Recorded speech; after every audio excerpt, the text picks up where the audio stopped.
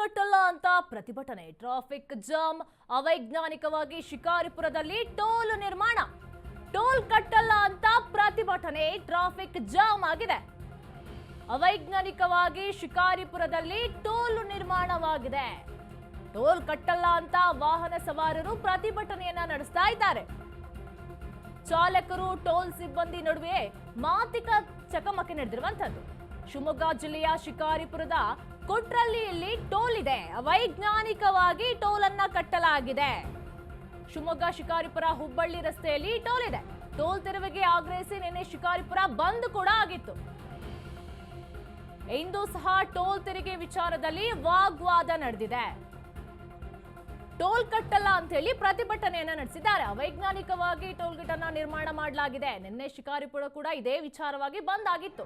ಇಂದು ಸಹ ಟೋಲ್ ತೆರಿಗೆ ವಿಚಾರದಲ್ಲಿ ವಾಗ್ವಾದ ನಡೆದಿರುವಂತದ್ದು.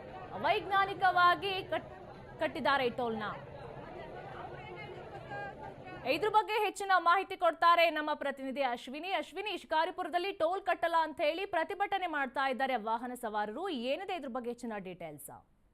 ನಿರೀಕ್ಷಾ, ಏನು ಶಿಕಾರಿಪುರದಲ್ಲಿ ಅವೈಜ್ಞಾನಿಕ ಟೋಲ್ ನಿರ್ಮಿಸಿ 1 ವರ್ಷ ಕಳೆದಿದೆ. 1 ವರ್ಷದಿಂದಲೂ ಕೂಡ ಟೋಲ್ ಸಮಿತಿ ವಿರುದ್ಧ ಹೋರಾಟ ಸಮಿತಿ ಈ ಕುರಿತಾಗಿ ಹಲವು ಪ್ರತಿಭಟನೆಯನ್ನ ಮಾಡಿತ್ತು. ಈ ಕುರಿತಾಗಿ ಅಲ್ಲಿನ ಏನು ಶಿಕಾರಿಪುರದ ಶಾಸಕರಾದಂತಹ ವಿಜಯೇಂದ್ರ ಅವರು ಕೂಡ ಸದನದಲ್ಲಿ ಈ ಕುರಿತಾಗಿ ಚರ್ಚೆಯನ್ನ ಕೂಡ ಮಾಡಿರ್ತಾರೆ. ಇಷ್ಟೆಲ್ಲ ಆದ್ರೂ ಕೂಡ ಇಂದಿನವರೆಗೂ ಕೂಡ ಟೋಲ್ ಅನ್ನ ತೆರವುಗೊಳಿಸುವ ಕಾರ್ಯವನ್ನ ಸರ್ಕಾರ ಮಾಡಿರಲಿಲ್ಲ.